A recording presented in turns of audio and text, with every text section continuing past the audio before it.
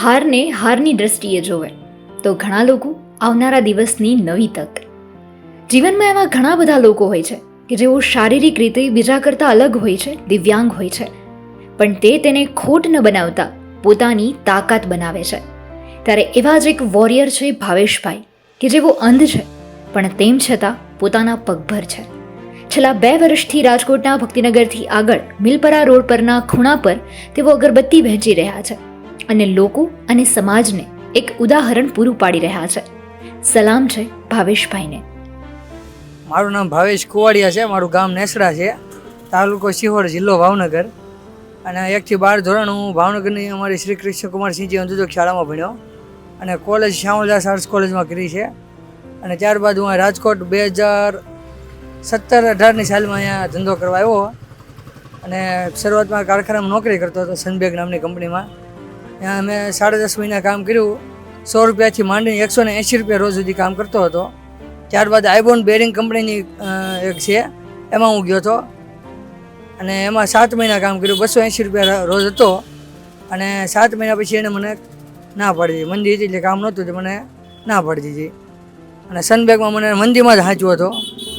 પછી મેં ધીમે ધીમે મને એક મિત્રએ ટેબલ લઈ દીધું. પહેલાં હું અગરબત્તી ફરી વેચતો, પછી સાંજના સમયે વૃંદાવન ડેરીની બાજુમાં અગરબત્તી વેચતો હતો. અને એક ભાઈબંધે મને ટેબલ લઈ દીધું, એટલે ટેબલ ઉપર અગરબત્તી રાખીને વેચતો હતો. પછી એક અમારા વિશાલભાઈ જોશી અને મારા લાલભાઈ પંડ્યા, 2 મારા ભાઈબંધે મને મદદ કરી. અને સોશિયલ મીડિયામાં તે ફોટા વિડીયો ઉતારી મૂકતા હતા. અને લાલભાઈ મને કેબિનની મદદ કરી હતી, કેબિન ભાડે લઈ દીધી હતી. અને ત્યારબાદ મને સંસ્થા દ્વારા શ્રી કૃષ્ણ કુમારસિંહજી અંધજોગ શાળા દ્વારા કેબિન મને મળી છે. અને આ કેબિનને હું 2 વર્ષથી આપણે રાખીને ધંધો કરું છું. હું અહીંયા આપણે આ જગ્યાનું નામ છે વૃંદાવન ડેરી છે, અને બાજુ મિલપરા મેઇન રોડનો ખૂણો છે. સામેની સાઈડ આમ ગણી તો ભક્તિનગર સર્કલથી આ બાજુ હોય, અને મારી ડાબી બાજુ લક્ષ્મીવાડી મેઇન રોડ જવાય, અને અમારી જમણી બાજુ છે એ આપણે ઢેબર રોડ બાજુ જવાય. અને મારી આગળ 10 રૂપિયાથી માંડીને 350 રૂપિયા સુધીની અગરબત્તી છે, કંપનીની અને લૂઝમાં 2 પ્રકારની અગરબત્તી રાખી છે. મારે લગભગ વેપાર અહીંયા રોજનો 500-700 હજારની આસપાસનો ધંધો થાય છે. અને એમાં હું અગરબત્તી, કપૂર, દીવાની વાટ્યું, ધૂપસ્ટિક, ગુગળ એ બધી વસ્તુ રાખું છું. સવારે 8 વાગ્યાથી બપોરે 1 વાગ્યા સુધી, સાંજે 5 વાગ્યાથી 10 વાગ્યા સુધી. બસ હું સંદેશો એક જ વસ્તુ આપવા માગું છું કે આપણે ભગવાને જિંદગી ઉપર મોકલ્યા છે, જિંદગી આપી છે ભગવાને, અને આપણે પૃથ્વી ઉપર મોકલ્યા છે, તો આપણે પોતાની રીતે પગભર થઈ અને આપણે કમાવવું જોઈએ. કોઈ ઉપર આપણે આશા ન રાખવી જોઈએ.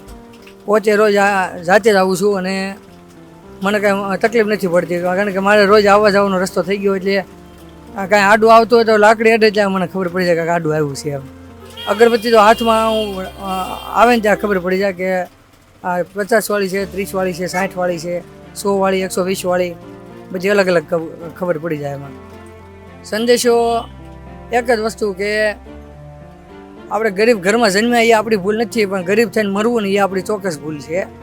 સંઘર્ષ તો ભાઈ હું પહેલાં ફરીને વેચતો અગરબત્તી. ઘણા મહેણા ટોણા સાંભળ્યા છે કે ભાઈ દુકાને અગરબત્તી વેચવા જાય તો કે ભાઈ આગળ હાલો, માફ કરો, આવા શબ્દ મેં સાંભળેલા છે. પણ તોય મેં મનમાં નથી લીધું. હું એક જ વસ્તુ માનું છું કે આપણને જે સારો અનુભવ થયો એ યાદ રાખવાનો, ખરાબ અનુભવ થયો એ ડિલીટ કરી નાખવાનો. આપણે અત્યારે તો મારે ધંધો થઈ જાય છે, વાંધો નથી આવતો. 500-1000નો ધંધો થાય, 200-250 રૂપિયા આસપાસ મને આમાં પૈસા મળતા હોય. 200-250 રૂપિયા મળે છે દિવસના. રહેવાનું અંજન કલ્યાણ મંડળ કાંતા વિકાસ ગૃહની સામે મારી હોસ્ટેલ છે. આમાં અમારા 60 થી 65 મિત્રો રહે છે હોસ્ટેલમાં, અને બધા નાના મોટા વ્યવસાય કરે. અમુક કંપની સાથે જોડાયેલા છે, પેકિંગ કામ કરતા હોય, ઘણા હેલ્પરમાં હોય છે. એવી રીતના અલગ અલગ કામ કરે છે બધા.